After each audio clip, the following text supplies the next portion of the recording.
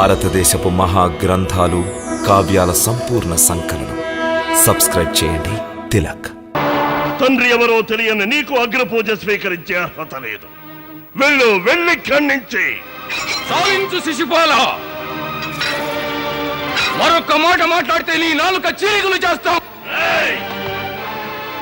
అందరికీ హెచ్చరిక, శిశుపాలుడు ఒంటరివాడు కాదు, మేమందరం అతనికి తోడుగా ఉన్నాం.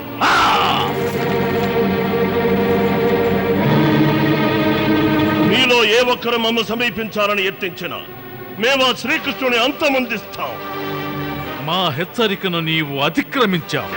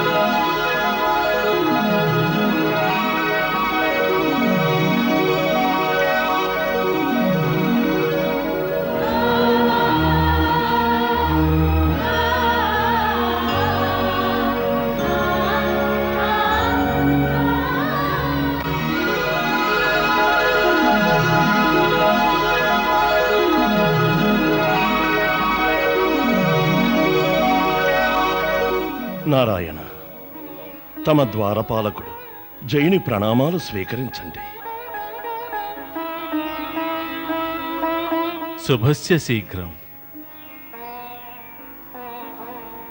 నీ 3 జన్మలనంతరం నేడు శాప విముక్తిని పొందావు. ఇక నుంచి నీవు మాతో కలిసి వైకుంఠంలో ఉంటావు. చూడు, మాత లక్ష్మి నిన్ను తీసుకురమ్మని దివ్య విమానాన్ని పంపింది.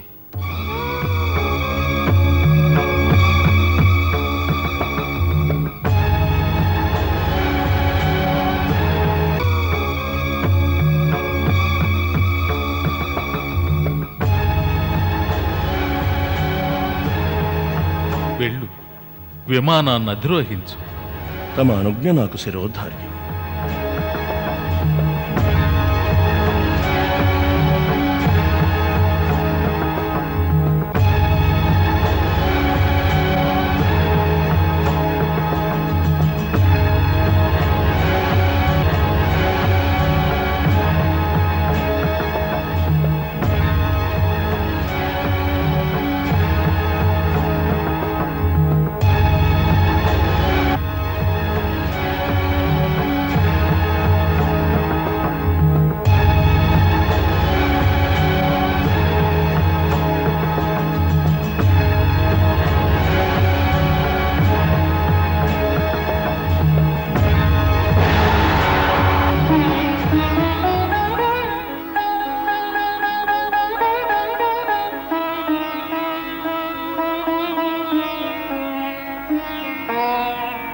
శరీరాన్ని తీసుకెళ్ళండి.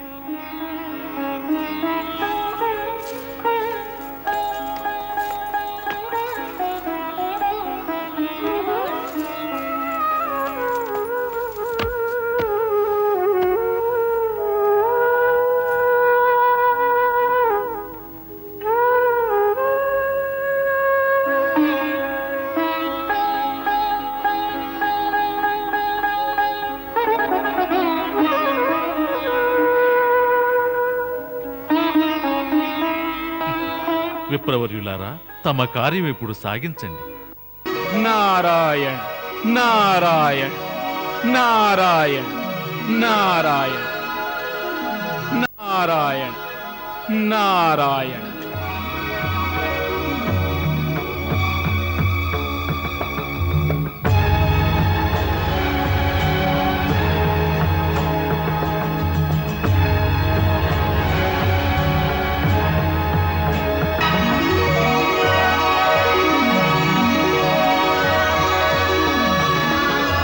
స్వాగతం ద్వారపాలక. స్వర్గధామానికి ప్రవేశిస్తున్న మీకు మా స్వాగతం. నారద మునీంద్రులకు అభివందనాలు. శుభమస్తు. 3 జన్మల అనంతరం నీకు బ్రహ్మకుమారుల శాపం నుండి విముక్తి కలిగింది. అందుకు అభినందిస్తున్నాం. మునీంద్ర, ఏ శాప కారణంగా నేడు నాకు విముక్తి లభించిందో విన్నవించండి. ఏ బ్రహ్మకుమారుడు నన్ను శపించారు? ఎందులకు? సనత్కుమారులు. సనత్కుమారుడా? మరి కారణం? నీకు జ్ఞప్తికి రావడం లేదా? లేదు. అంటే శిశుపాలుని శరీరాన్ని వీడి ఈ ద్వారపాలకుని రూపం ధరించగానే నీవు గతస్మృతులను విస్మరించి ఉంటావు. నాకు మరో శరీర స్మృతియా? అది మరచిపోయానా? జ్ఞప్తికి రావడం లేదు. స్మృతిలో ఉన్నదొక్కటి, అమోఘమైన నిద్ర నుంచి మేల్కొలిపినట్టు శ్రీమన్నారాయణుడు కూడా నాతో ఇదే వచించారు. 3 జన్మల తదనంతరం నాకు శాప విముక్తి లభించినదని, ఇక నన్ను వైకుంఠానికి వెళ్ళమన్నారు. బోధపడలేదు నాకు. పరంధావుని ప్రశ్నించడం అనుచితం గనుక వారి ఆదేశానుసారం విమానాన్ని అధిరోహించి వైకుంఠానికి బయలుదేరాను మునీంద్ర. తమరు అదే మాట వచిస్తున్నారు. అందుకే తమను ప్రశ్నించే సాహసం చేస్తున్నాను. దయచేసి పూర్వవృత్తాంతాన్ని వివరించండి. రహస్యమేమీ లేదు. అంతా పరంధాముని లీల. స్వామి లీల ఏమిటది? విను. పరంధాములు తమకు సన్నిహితులైన వారికి జ్ఞానోదయం కలిగించడానికి ఇటువంటి లీలలు చేస్తుంటారు. వారు తమ సేవకుల అంతరంగాలలో అహంకారం అనే బీజం మొలకెత్తిందని గుర్తిస్తే దానికి వారు చికిత్స చేస్తారు. ఒకప్పుడు నీ మనోమందిరంలో అహంకారం అనే దావాగ్ని తాండవించింది. వెంటనే వారు సనత్కుమారుల ద్వారా శాపగ్రస్తుణ్ణి చేశారు. నారాయణ నారాయణ. మునీంద్ర, తమరిక జాప్యం చేయక తమ సేవకుని సంశయాన్ని నివారించండి. కృపతో విన్నవించండి జరిగినదేమిటో.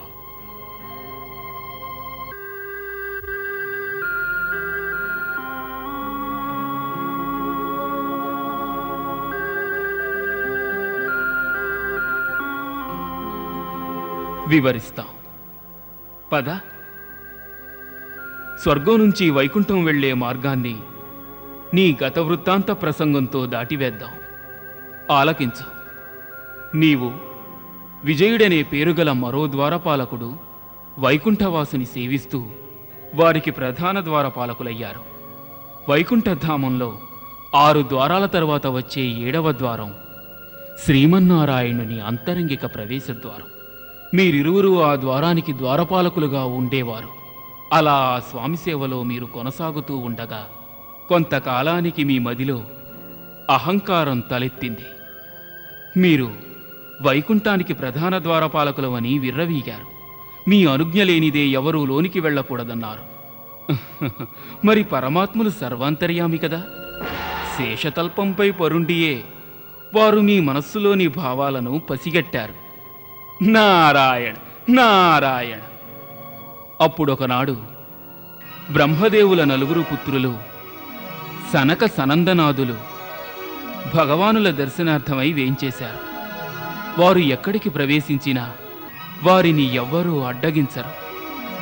ఈ విధంగా 6 ద్వారాలు దాటి వచ్చిన వారు 7వ ద్వారాన్ని సమీపించగానే మీరు వారిని అడ్డగించారు. మునికుమారులారా, ఎక్కడికి వెళ్తున్నారు? ఇది శ్రీమన్నారాయణుల అంతఃపుర ద్వారం. ఈ ద్వారానికి మేమిరువురం పాలకులం. మా అనుమతిని అతిక్రమించి ఎవ్వరూ లోనికి ప్రవేశించరాదు. త్రిలోకధామానికి వెళ్ళడానికి మాకు అనుమతి కావాలనడం ఆశ్చర్యంగా ఉంది. మాకెన్నడూ ఈ అనుభవం కలుగలేదు. మేం బ్రహ్మపుత్రులం. అన్ని లోకాలకు అనుమతి లేకుండా వెళ్లే అధికారం మాకుంది. ఏమైనా కానివ్వండి, మేం వారి ఏకాంతానికి భంగం కలిగించాలి. మేం మిమ్మల్ని వెళ్ళనివ్వం. అంటే మమ్మ అడ్డుకునే సాహసానికి పూనుకుంటున్నారా? క్షమించండి మునివరులారా, మీరు మా యందు ఆగ్రహించడం ధర్మం కాదు. మేమిప్పుడూ అకారణంగా ఆగ్రహించాం. మీరిరువురు ఆ శ్రీమన్నారాయణుని ద్వారపాలకుల ఉన్న మదంతో మైమరచి విర్రవీగుతున్నారు. మా వంటి బ్రహ్మకుమారులను అవమానించే సాహసానికి పూనుకున్నారు. వ్యర్థ ప్రలాపాలు. బ్రాహ్మణ కుమారులారా, తమరు మమ్మ సంతుష్టుల్ని చెయ్యకపోతే లోనికి వెళ్ళడానికి అనుమతించాం. అనుమతి మీరు మాకిస్తారా? మా మీద మీ యొక్క అధికారం అనే అంకుశాన్ని జడిపించే ద్వారపాలకులారా, మీరు మీ యొక్క హద్దులను అతిక్రమిస్తున్నారు. మీకు సచ్చిదానందులు ఇలా ప్రవర్తించాలని ఆదేశించారా? వారేం ఆదేశిస్తారు? వారు స్వయంగా సంకల్ప వికల్పాలలో ఉంటారు. ఇది మా కర్తవ్యమే. ఎందుకంటే ప్రస్తుతం మా స్వామి ఏకాంత సేవలో ఉన్నారు. అందుకనే మేము ఎవరిని లోనికి వెళ్ళడానికి అనుమతించలేము. మాత మహాలక్ష్మి కూడా వారి చెంతనున్నారు. వారి ఏకాంతానికి భంగం కలుగురాదని మిమ్మడ్డగిస్తున్నాం. మీ కర్తవ్యాన్ని స్వయంగా మీరే నిర్ణయించుకున్నారా? సేవకుని కర్తవ్యాన్ని యజమాని నిర్ణయించాలి. ద్వారపాలకులారా, మేము అపరాధం చేశామని మీరు భావించినా మీకు మాత్రం ప్రవేశం లేదు. నారాయణ నారాయణ. పరంధాముని మాయ చూశారా? ఆ పసిబాలుర మనోమందిరాల్లో కామ, క్రోధ, లోభ, మోహాల, అహంకార వికారాలనేవే లేవు. కానీ పరంధాముని మాయ వలన వారి దృఢమైన హృదయాలలో క్షణకాలం పాటు మీ పట్ల క్రోధమనే వికారం రగిలింది. అప్పుడే వారు మిమ్మల్ని శపించారు. శ్రీమన్నారాయణుని వైకుంఠధామంలో గర్వంతో నిండిన మీ వాచాలత క్షమించరాని, సహించరాని అపరాధం. ఈ మీ అపరాధానికి తగిన శిక్షను మీరు అనుభవించే తీరవలను. అందుకే మేము మిమ్మల్ని శపిస్తున్నాం. ఇక నుండి మీరు మత్స్యలోకంలో నివసించండి. వైకుంఠంలో నివసించే అర్హత మీకు లేదు.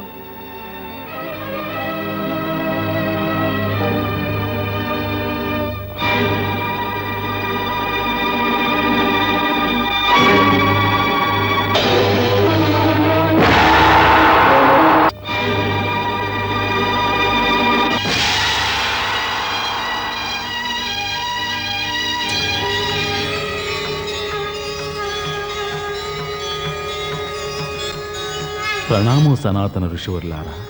ప్రణామోలోకనాథ. తమ చరణధూళితో మా వైకుంఠం పావనమైంది. బ్రహ్మకుమారులారా, హే అనంతానంద, తమ దర్శనం కోరి మేము వచ్చాం.